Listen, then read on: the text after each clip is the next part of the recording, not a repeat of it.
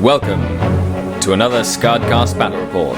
Today we have an Origins battle report back in the location where SkaredCast was founded. We have the Dark Eldar Coven versus Mark and his Necron phalanx. We are now set up.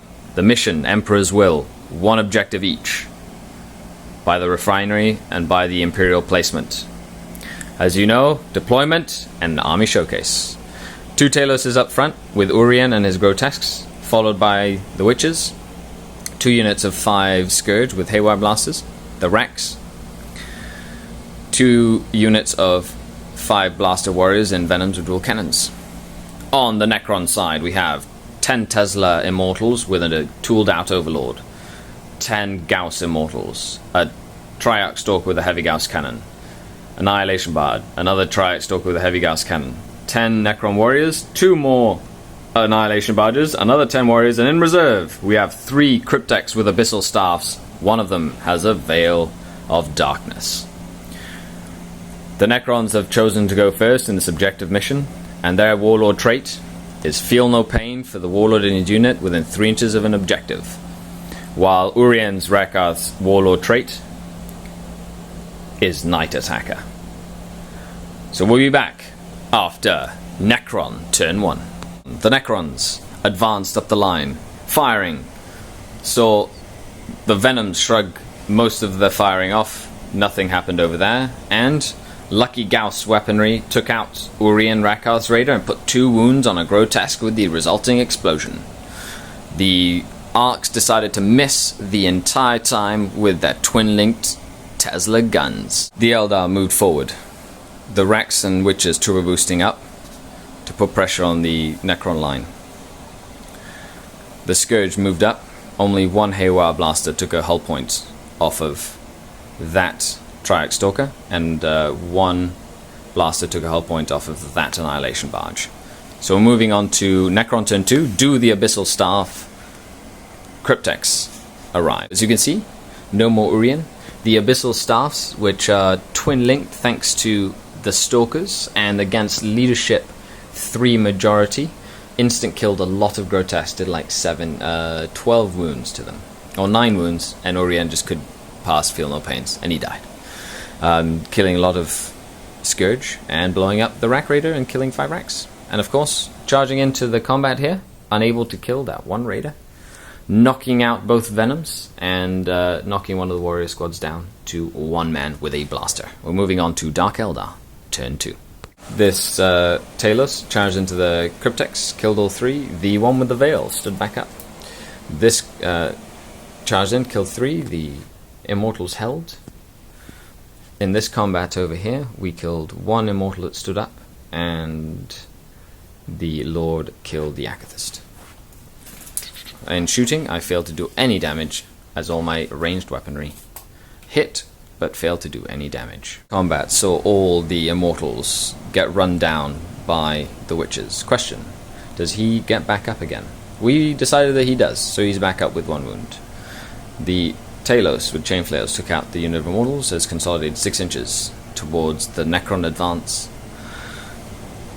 and I've lost both Blasters, 1 to Tesla bounce and 1 to Tesla shooting. The Talos tried to Hail Mary charge into the Warriors, knowing that the game hangs in the balance, and he failed the charge. The Warriors shot down 1 Warrior that stayed down. I have lost my other Talos to a lot of Tesla fire and the unit of Witches, Scourge. This unit of Scourge failed to put a hull point on this arc, and my Witches charged into the Stalker and blew it up with Haywire grenades, and the Rex are now around that objective, tried to liquefy the Lord but didn't do anything effective. The Cryptek and Arc fired into the Witches, killing 1 Witch. I passed lots of saves, they went to ground. The Lord charged into a wall of liquefier flame, and one of them was AP1 and knocked him out. He did not get back up. Those Racks are now fearless.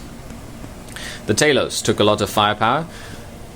Mark forgot to twin link the 2 arcs with the Stalker before he shot, meaning that the Talos is still alive with 1 wound remaining. These Necron warriors rapid-fired into these Cabalite warriors, killing 2. They went to ground. The Scourge and the Witches tried to lob grenades at the Ark, but failed to do any damage. The Wracks have stayed put. The Talos moved up, charged into one of the Arks, which is what he should have done last time, and blew it up with smash attacks, killing 1 warrior in the process. The Triax Stalker was able to knock out the Talos, who failed his Feel No Pain. The Ark then opened up on the Scourge, killing the Scourge. These warriors moved and ran. These warriors moved, charged the 2 warriors, killing them, consolidating on the objective. In shooting, the Ark shot at the Wracks that went to ground because they're holding the objective, and they're fearless, so they didn't run away. And the Witches are also not running away after they took a casualty from the Flamer. Game has gone on. The Witches have charged into the Stalker, killed the Ark, and tied up that Stalker, who has 2 hull points remaining. And that's that. The Wracks have just stayed put. Turn 6, recap. And it's over. The Necrons have remained victorious. The Witches, as you can see, like they do in Legends of Yore, went around stomping spidery things. And there's 1 Wrack remaining with a liquefier gun, but the Cryptek is of course contesting that objective. Which means the Necrons have succeeded in winning with 3 victory points, Linebreaker, Warlord, and First Blood for 6 points against the Dark Eldars, Linebreaker, and Warlord. So 6-2 victory to the Necron force. Mark, do you have any final notes? It's a fun game. Well played. Awesome. Thanks a lot for tuning in to this retro episode of SkaredCast. Make sure you stay tuned for the Tactical Corner, as this was a very intense, close, and hard-fought game. Welcome to another Tactical Corner. This game was a game in learning from defeat, so make sure you stay tuned. Now, it was really fun going back and playing a game on my old table with all my old terrain. Therefore, it has a good old sense to it of back in the day. Mark's list. Very, very high performance tournament list that he's been working on for various months now. It was quite nasty. During deployment, the first mistake I made was splitting up my army. I should have overloaded that one flank and just gone straight at his immortal line, because he deployed all the way at the side. Of course, he knew that his arcs could get to me eventually, but I wasted the Venoms and the Warriors by putting them on the flank. Another mistake I did was bunching everyone up in the middle there when those Abyssal Staff guys would have come in and just murdered everyone like you see here. Now, the fact that they were Leadership 8 against Leadership 3 for the Grotesques meant that Urien just took too many wounds and couldn't survive that. He just died horribly.